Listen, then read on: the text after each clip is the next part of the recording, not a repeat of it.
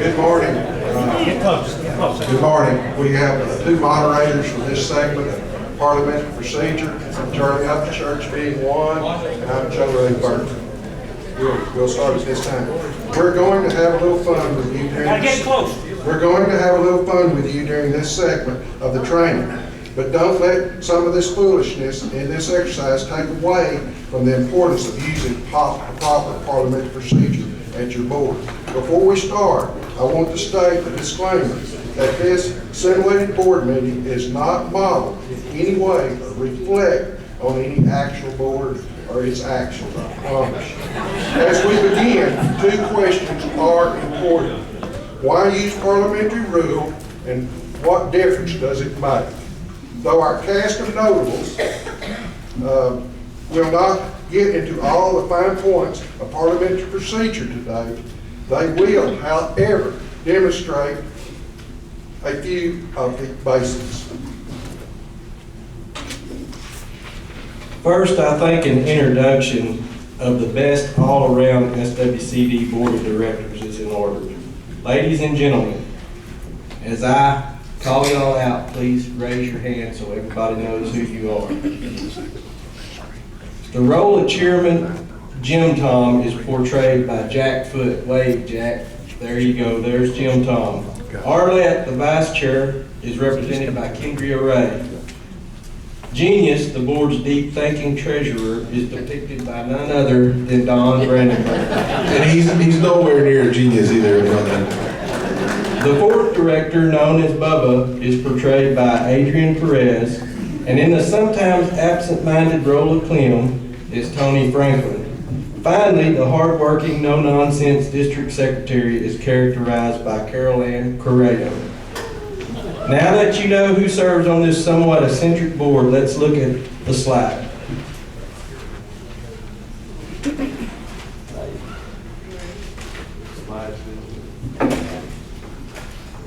Why use parliamentary procedure? Focus on one item at a time. No more than one issue will be discussed. Extend courtesy to everyone. All members have the opportunity to participate. Observe the rule of the majority. No group distance, no group, I'm having eyeballs, I'm sorry. No group's decision is granted without a majority. Ensure the right of the minority. All members have equal access to decision making. Okay, I see that the members of the board have gathered, so welcome, ladies and gentlemen, to the best all-around SWCD board meeting, which, by the way, is being held in the only Game in Town Cafe in downtown Nowhere, Texas, whose town motto is, by the way, this is God's country. Please don't drive like hell trying to get through it. Hey, we're 15 minutes late starting the meeting. Anyone know where the darn chairman is? Jim Tom is probably running late. He called to tell me that he had some cattle out on the other side of the county, and the sheriff had called him early this morning to let him know. He'll show up in a minute. Besides, we'll know when he's here because we'll be able to hear that old truck of his rattling before he gets into town. I don't know why he doesn't trade that thing off. It ain't like he can't afford it. Anyway, just relax. The waitress will be around again in a few minutes to refill our coffee. Marceline, while we're waiting to freshen up our coffee, did you bring your blue ribbon pecan pie? Sure did. Let me get a nice forks and some plates. Didn't know if you guys were going to order lunch early or have dessert. Well, I wish Tom would hurry up and get here so he can get this meeting started. I need to set my hog trap this afternoon. Speaking of the devil, look who just rattled in town. Yeah, that's right, Clem. That old truck does rattle. Probably scared old folks and little kids as loud as it is. I'm sorry I'm late, guys. Someone ran through my fence on the Johnson place this afternoon, and I had the calves all over the ditches. Are y'all ready to get this meeting started? Hold on a minute. Folks, is this board meeting getting off on the right foot? What's wrong here? Joe Ray, you have any input? I definitely have some thoughts, but I'd like to turn it over to our audience. What do y'all see that could be handled a little better here? could have started on time. Correct. Could have started on time. One other thing dealing with time, the president or the chairman could be on time. It's hard to do a meeting if the chairman's not there. All right, that was some good discussion. Now let's take a look at the other slide and the importance of an agenda. The importance of an agenda. An agenda is a formal listing of the business that is to be conducted at a meeting. The agenda must be approved by the board members at the start of the meeting in order to follow it. Whenever possible, an agenda should be presented to the membership well in advance of the meeting for members' review. Remember, a well-planned agenda is critical to a well-run, organized meeting. Well, miracle of miracles, I see we have a quorum today. Did everyone get a copy of the agenda? No? Marceline, do you have a copy of today's agenda? Yep, I apologize, folks, but I just finished preparing the agenda a few minutes ago. I had to get that pie finished for you. Okay, the first item of business is approval of the minutes of the last meeting. Marceline, do you have the minutes from the last meeting? Yeah, I do. Again, let me apologize. I just finished preparing them a few minutes ago. The ink is probably not even dry on the paper. Since we are just now seeing them for the first time, let's take a few minutes to review them. Everybody have time to look at the minutes? I'm sorry, go ahead and review them for a few minutes. Okay, has everybody had time to look at the minutes? Do you see any corrections? Nah, they look good. Let's move on. Anyone have any objections to the minutes? I guess not. So let's get on with the other business. Whoa, hold on here. Who's in charge? Is this an action item? What needs to happen here? Has there been any violation of proper procedure? Anybody want to comment? Yes, ma'am. The agendas need to be posted 72 hours ahead. That's correct. It was posted at the post office. 49 Well, let's think Bubba attempts to try to derail the meeting and assume charge instead of Jack or Jim Tom over here as the chairman. And what else happened? Anybody? I heard it over here. Need a motion? Yes, sir, Mr. Looper, old ag teacher. I knew he'd get it. Need a motion and a second, and a majority vote to approve the minutes. So we're going to go on to scenario number 2. Okay, like Bubba said, let's get down to business. Parliamentary procedure and the rules that govern the conducting of business are based on motions. All business to be acted on begins with a main motion. Note that only one motion may be before the district board at one time. Also note that when a main motion is pending, a subsidiary or an incidental motion arises, the subsidiary or incidental motion must be disposed of before consideration is given to the main motion. In summary of what I said, let's look at the slide. Getting down to business, parliamentary procedure and the rules that govern the conducting of business is based on motions. The key to parliamentary procedure is learning and using these motions during meetings. Refer to your handout summary of motions. That's in the book. It's in your book, and there's a lot more than what we're doing here. Do not be intimidated by the list of motions. Anyone can learn and use these motions. Remember, using parliamentary procedure correctly takes practice and effort. Mr. Chairman, I move that the minutes of the last meeting be approved. I second the motion. We now have a motion and a second to approve the minutes of the last meeting. All in favor signify by a show of hands. Okay, motion approved.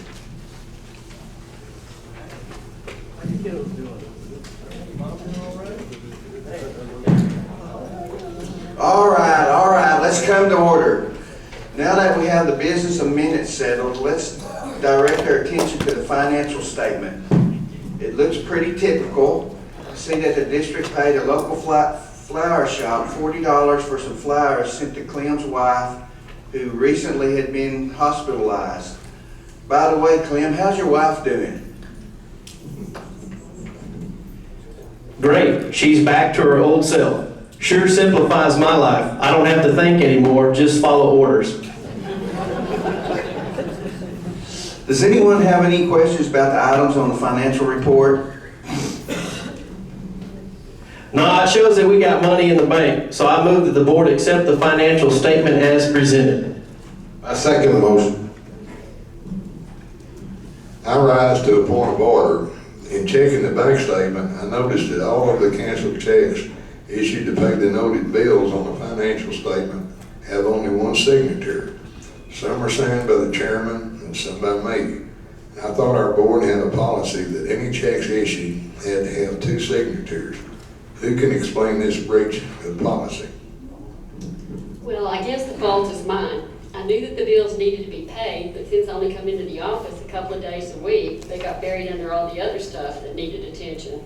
Anyway, I just didn't have time to run another board member down to get a second signature on the checks. I can see your point. You know me, I don't like to burn any unnecessary energy. Anytime I can take a shortcut to save extra work, I'll go that route. Besides, it's definitely an inconvenience for a board member to run to town just to sign a check.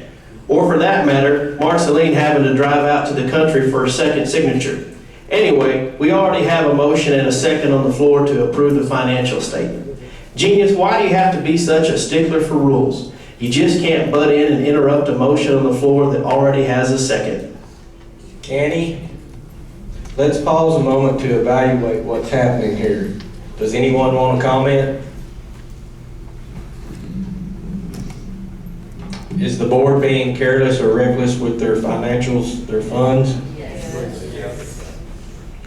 Okay, and we are confronted with a main motion on the floor being challenged with a point of order.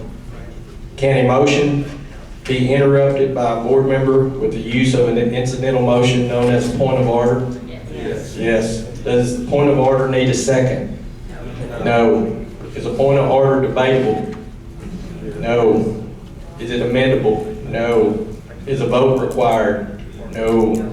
So remember, an incidental motion such as a point of order, they are of such great importance that they take precedence over any other motion that is on the floor at the time. So Genius is correct. He made a point of order questioning their policy to have two signatures on checks.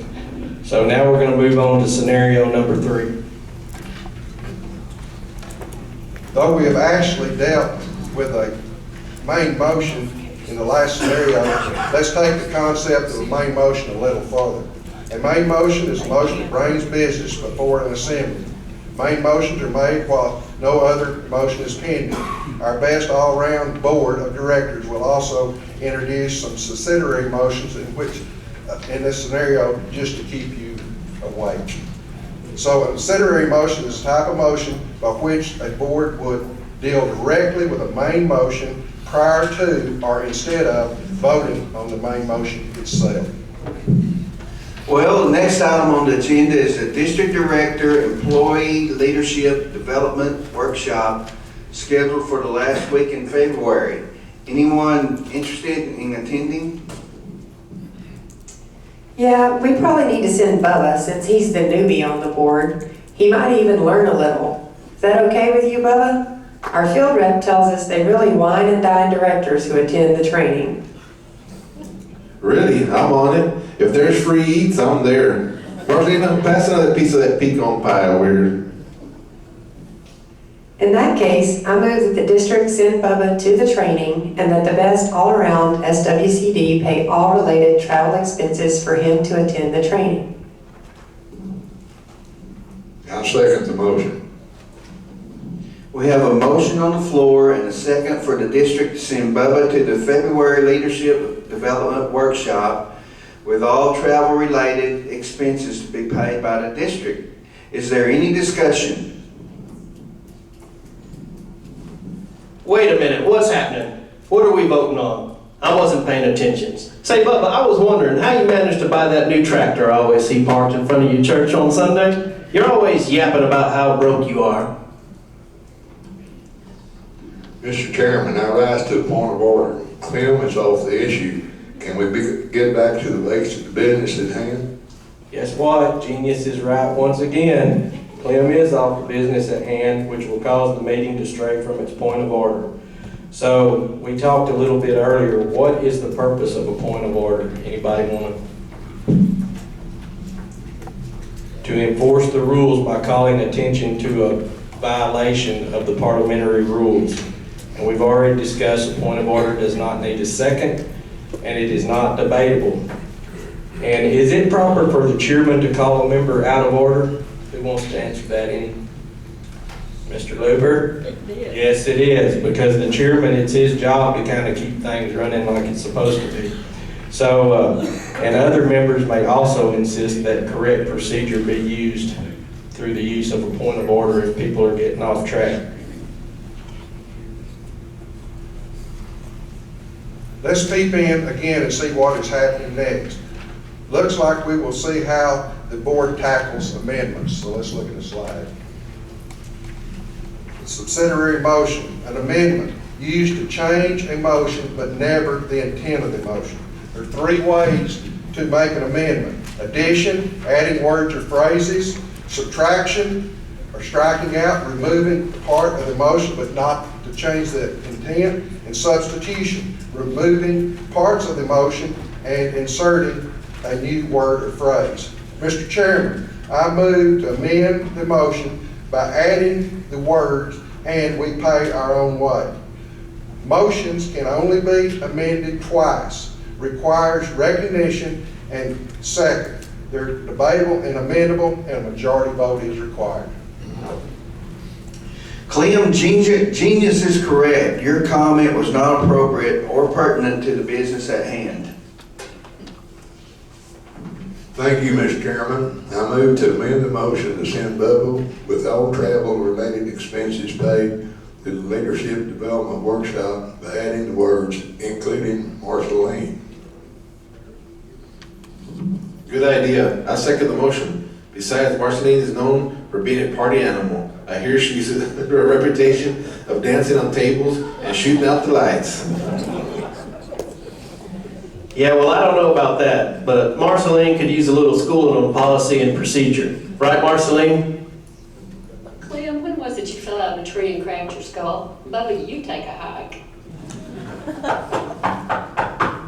Clem, Bubba, Marceline, come to order.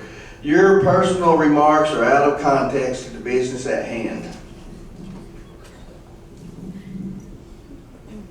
Jim Tom, you don't have to get huffy just because you're all wore out from chasing your cattle all morning long. It seems to me that Bubba pretty much wrapped everything up when he offered a second to the amendment. I move that we approve the whole enchilada and get on with other business. Clem, you are a nutcase. Sometimes I think that you have an IQ of about 2 above plant life. We can't do that. There are parliamentary rules that guide the order of business.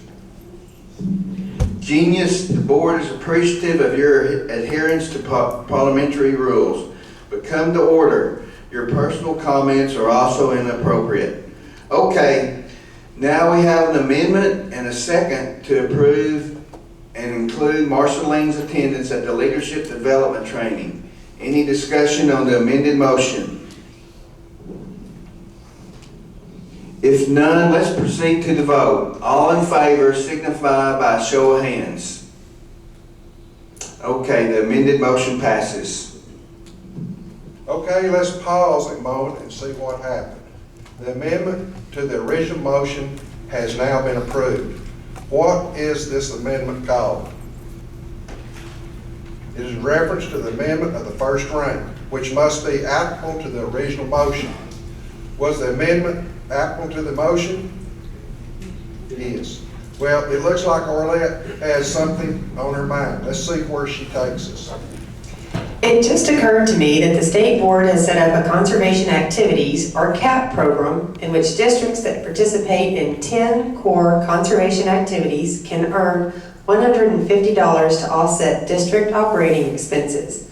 Our field rep told me that if all 5 directors and a district employee attend the workshop, then the $150 would be automatically renewed annually. Therefore, I move to amend the main motion by striking the words that the district send Bubba to the training, and then striking the words including Marceline in the amended motion to read in a second amendment, including all members of the board as well as the district secretary.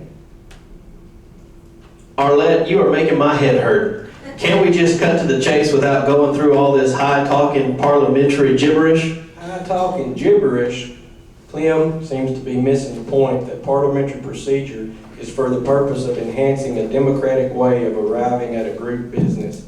By the way, if the amendment recently acted on is a first-ranked amendment, then how may this amendment be classified?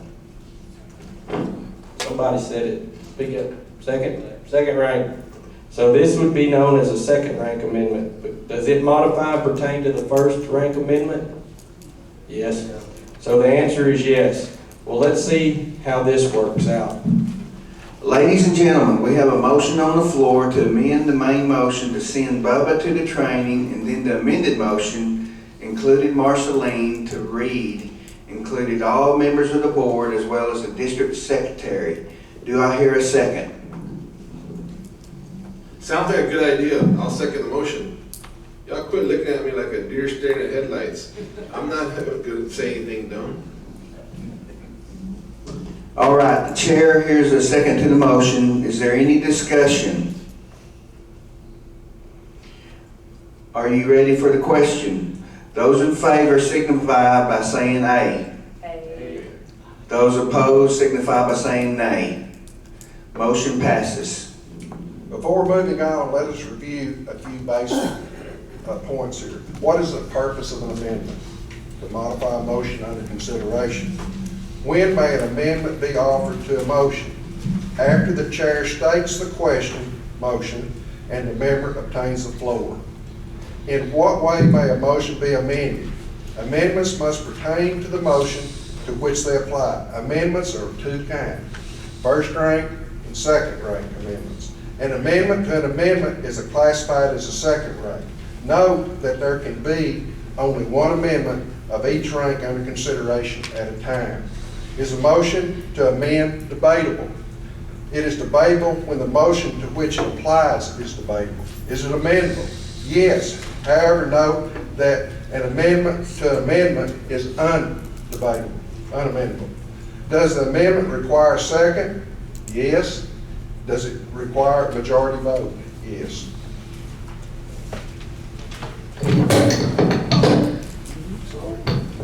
Let's look in again on our board. I was in town the other day and happened to stop by the office. Marceline handed me a check to sign for the purpose of paying our district annual subscription to the Conservation Roundup newspaper. I told her that because it is an expenditure, it's an item that the board should take action on. Anyway, it's a good publication, so I'd like to know the wishes of the board regarding continuing the subscription.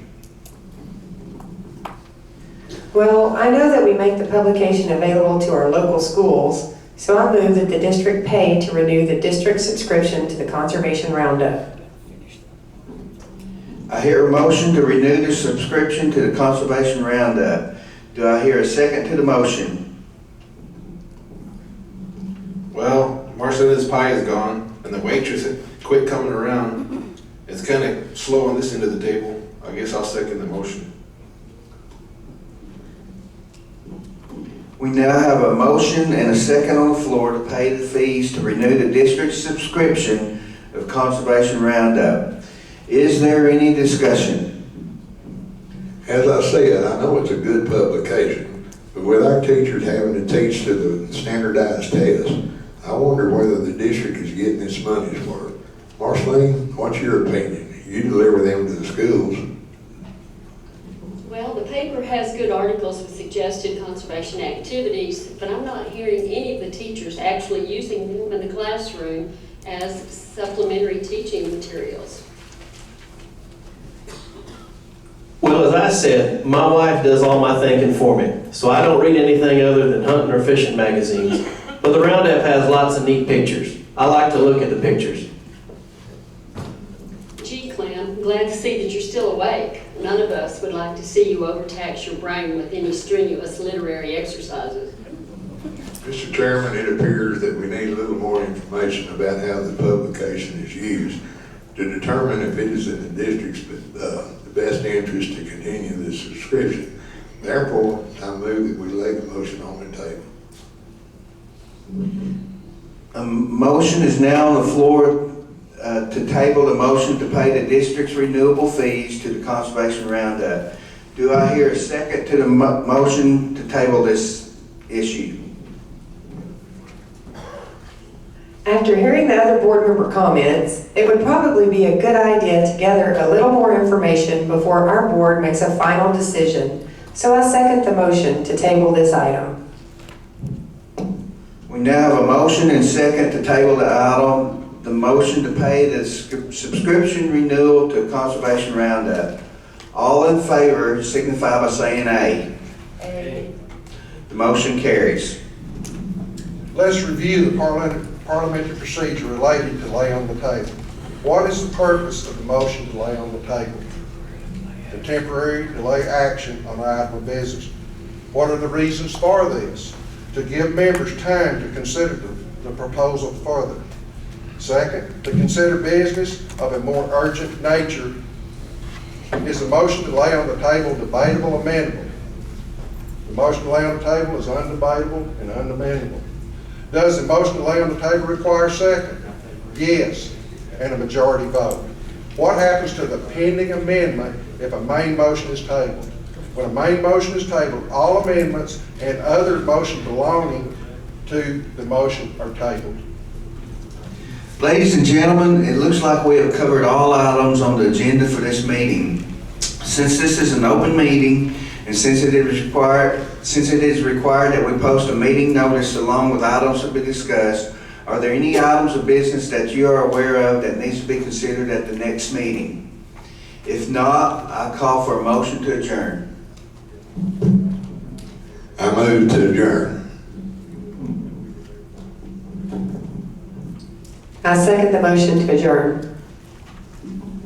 All in favor to adjourn signify by saying aye. Aye. The meeting is adjourned. All right, guys, this has been a fun session, and we hope y'all kind of enjoyed the zany antics of our mock board here. But because of time constraints, we were really not able to get into a lot of different scenarios of other parliamentary processes. But you will find in your training manual a chart titled Classification and Summary of Motions. In addition, other key and important parliamentary procedures are clearly explained in the booklet Parliamentary Guide for FFA, and each district who's represented here today will be receiving a copy of that booklet. And aside from all the crazy behavior displayed, we hope that you have seen the serious side of good parliamentary procedure. Parliamentary procedure is a time-tested method of conducting business at meetings and public gatherings. It can be adopted to fit the needs of your district. Just keep in mind that the primary purpose of using parliamentary procedure is to maintain order in a meeting and to assure that the meeting ends at an appropriate time. Meetings without formalized procedures can extend well beyond a reasonable time frame, often without important questions being resolved or any of the necessary work being accomplished. Thank you for your participation during the questions and answers, and thank you for setting in with the best all-around SWCD.